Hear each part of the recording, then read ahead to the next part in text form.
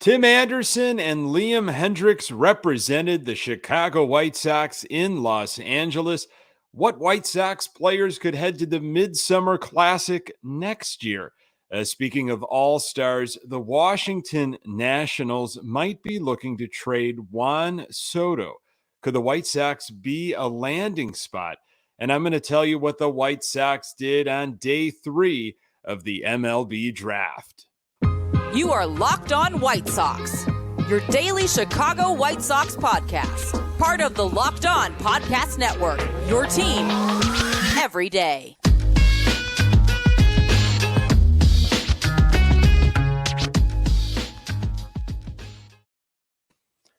Hey, Sox fans, welcome to Locked On White Sox. Thank you for making Locked On White Sox your first listen each and every day. We're free and available on all platforms. Follow us on Twitter and Instagram at Locked On Sox. Also, subscribe to our YouTube channel.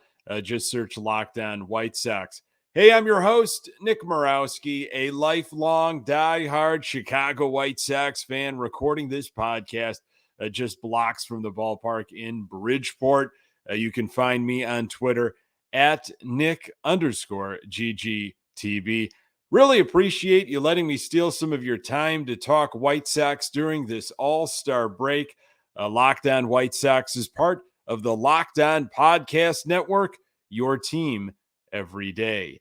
The Sox loaded up on more arms on day 3 of the draft. I'm going to tell you why Juan Soto will not be heading to the White Sox and why Tony La Russa may very well be sticking around for a while. But first, Los Angeles was the stage for the 2022 MLB All Star Game. The AL beat the NL 3-2. It was American League's 9th straight win. I don't know about you, but I was really hoping for a tie. I don't know if you heard about this new rule heading into the All-Star game, but if there would have been a tie, then there would have been this home run derby competition to break the tie, which I was really fascinated by. Each team picking representatives to have this little mini home run derby to find out who the winner was going to be. That would have been really cool. I was looking for a blown save by Cleveland's closer and NL maybe scratching a run and then seeing what this was all about. A really interesting situation that they came up with there. But AL hangs on and they won 3-2.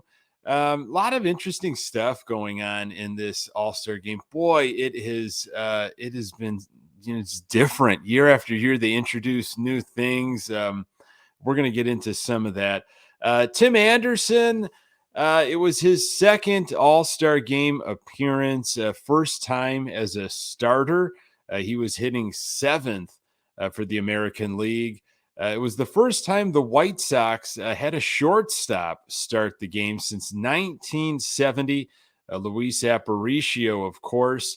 Aparicio had a string of starts for the White Sox, 1958 until 1964. He had a nice string of consecutive All-Star appearances, and then again in 1970.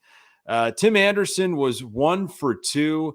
Had a base hit in the 4th inning, had a couple nice plays in the field. He didn't get starters don't play very long at all. I think that's why we were all scratching our heads a little bit as Sox fans when Tony La Russa said a while ago that they were going to try to find and scramble some multiple days of rest for Tim Anderson. And I know that there's a lot that goes into the event. He's traveling out there and there was, press activities and, he's not able to do what he wants to do. But obviously only played a few innings, did get a base hit, which was nice.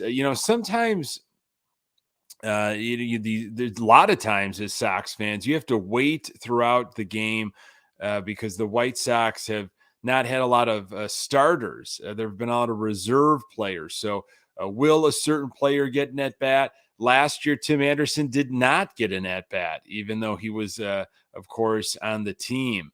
So it was nice to know that, hey, definitely we're going to see a member of the Chicago White Sox get some action early. Could this be maybe a stretch? Can we see Tim Anderson maybe getting some momentum and being the starting shortstop for the American League for several years? Something like Aparicio did way back when. Frank Thomas had a nice stretch in the mid 90s. There haven't been a lot of Chicago White Sox players that you could just kind of pencil in every year. You know what? They're going to be at third base in the All Star game, or they're going to be in center field, or and so forth. So I don't know. Maybe this is Tim Anderson's time. Maybe he can rattle off 3 or 4 years in a row at shortstop. Hendriks was in the game as well. Liam Hendriks was mic'd up too. Hendriks, a 3-time All-Star, a second time as a Chicago White Sox.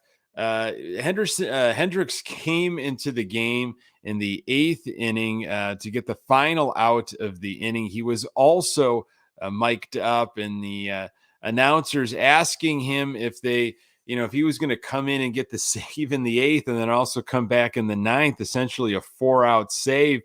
And Liam was really quick. He said, the White Sox won't even let him do that. So he doubted that was going to be a situation in the All-Star game. But he is animated. Interesting dude to mic up. You never know what's going to fly out of his mouth. And he had a little back and forth with Rodriguez in the outfield for Seattle. He caught the fly ball to end the inning, and Hendriks wanted that baseball. And he's just, he's a likable guy. It's a treat watching him play, but also to see his personality, everything he has done with the community, and exciting stuff. I'm just looking forward to what he can bring to the Chicago White Sox in the second half. Hopefully, it is more opportunities to nail down some wins. Like we talked about in yesterday's episode, Sox need to go on a little bit of a run if they're going to match the 2021 93 wins. Interesting moment in the game. Not terribly interesting, but something that caught my ear regarding Byron Buxton for obviously the Minnesota Twins.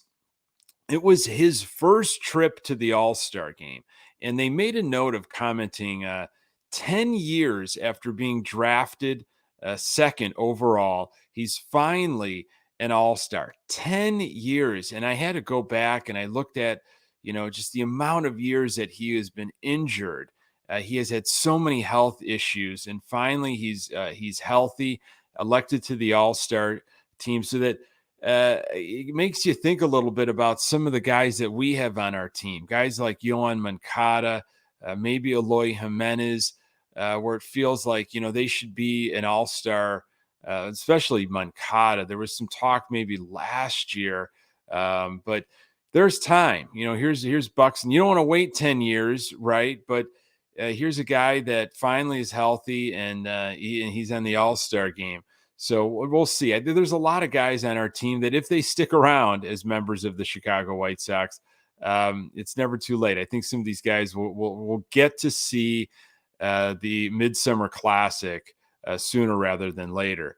I was, watching this game, pretty closely as I do a lot of different All-Star games.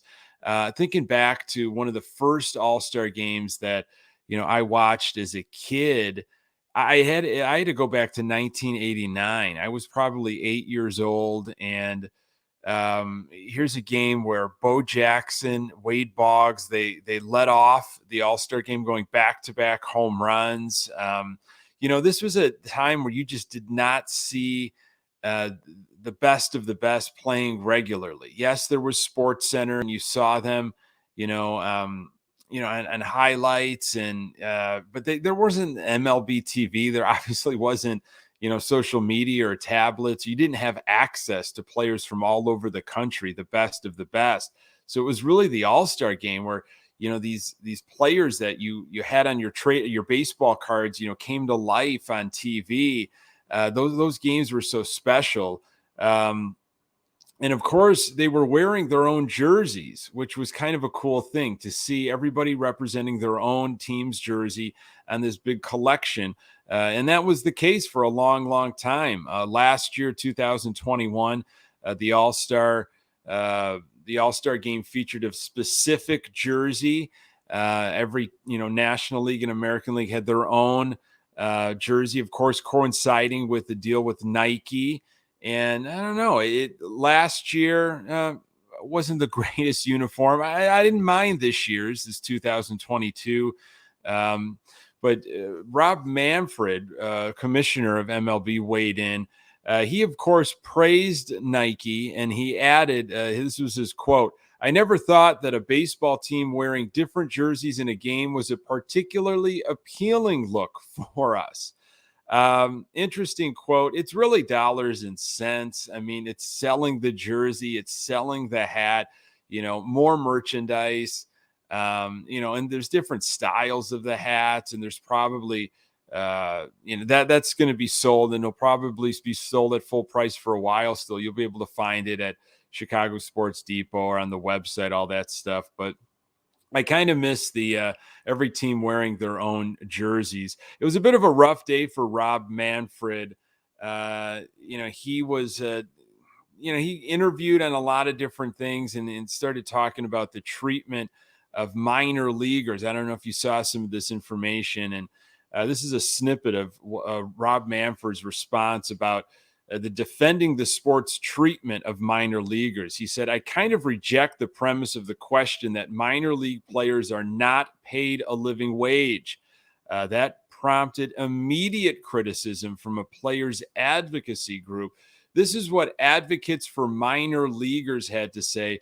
"Most minor league baseball players work second jobs because their annual salaries are insufficient to make ends meet. The commissioner makes an annual salary of $17.5 million. His suggestion that minor league pay is acceptable is both callous and false." A tough day for Rob Manfred, as it usually is when he tends to open up his mouth. The White Sox need to find a long-term right field solution, but don't get your hopes up for Juan Soto. More on that in a moment. At BlueNile.com, you can celebrate all of life's special moments, from creating the custom engagement ring of her dreams to gifting a classic and timeless jewelry piece, all at prices you won't find at a traditional jeweler. Whether you're ready to pop the question or you're celebrating a milestone moment, find jewelry as unique as her with the modern convenience of online shopping at BlueNile.com. Blue Nile has simple online tools that let you choose the diamond shape, size, and clarity, as well as setting style. Blue Nile's bench jewelers will then handcraft her perfect engagement ring. Each ring is one of a kind. Make your moment sparkle with jewelry from BlueNile.com, and Locked On Sports listeners get $50 off purchases of $500 or more. This podcast exclusive includes engagement.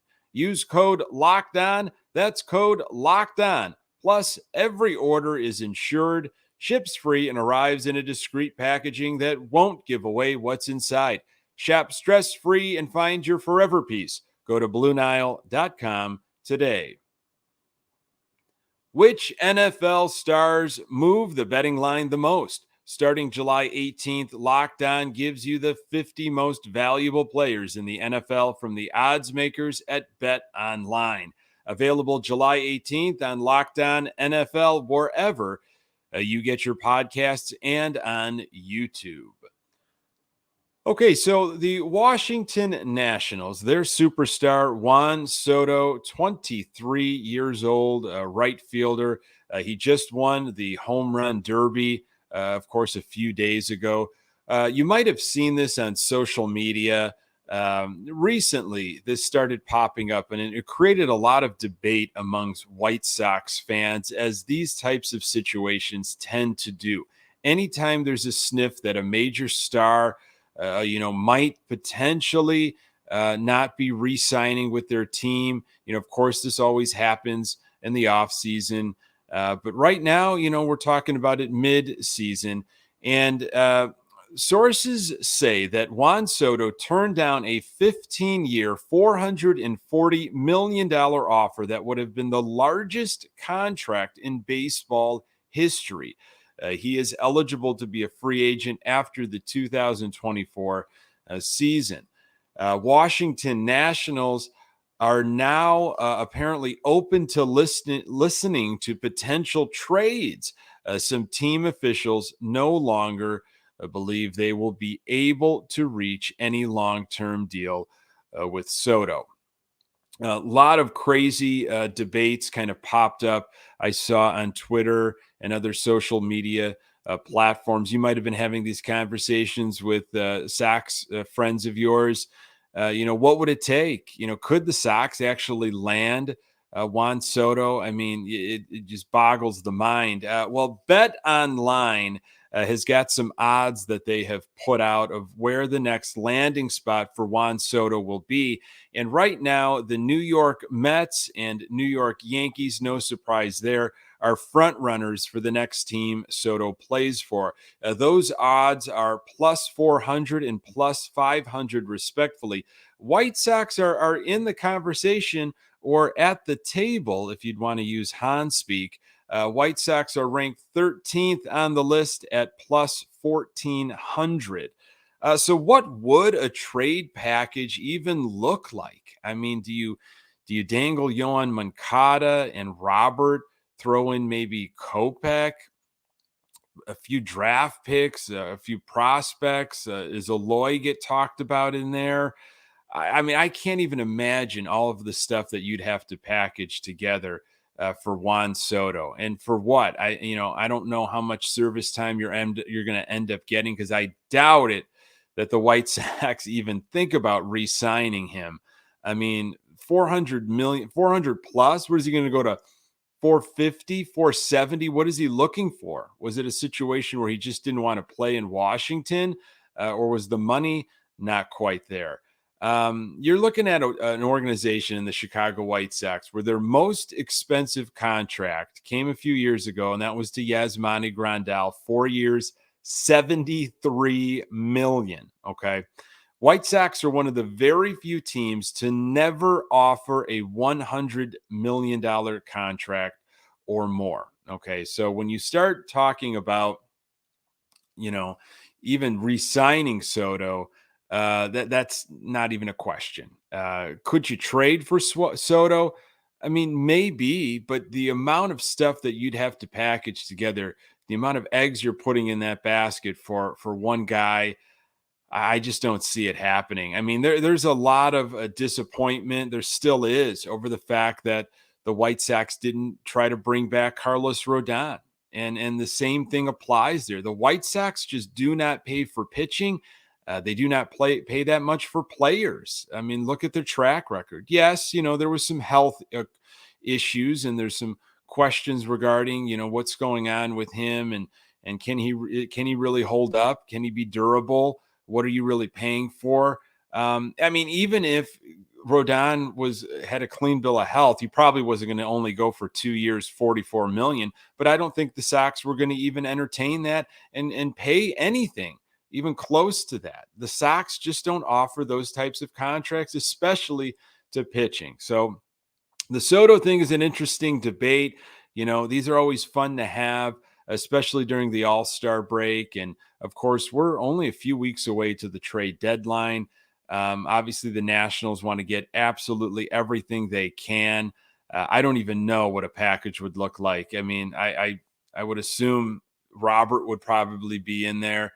Maybe Kopech, maybe even Moncada. It's crazy to think about some of the names that we would have to give up for Soto. But then again, you've got Juan Soto, but for how long? All hypothetical stuff, but stuff that was kind of bouncing around social media this past week. Something I also stumbled upon on the NBC Sports Chicago website.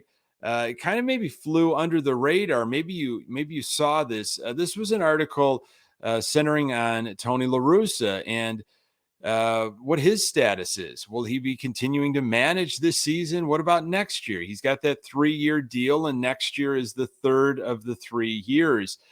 So John Heyman, the gentleman that Ozzie Guillen wants to box, he was involved in this conversation. He was writing emails back and forth with Jerry Reinsdorf.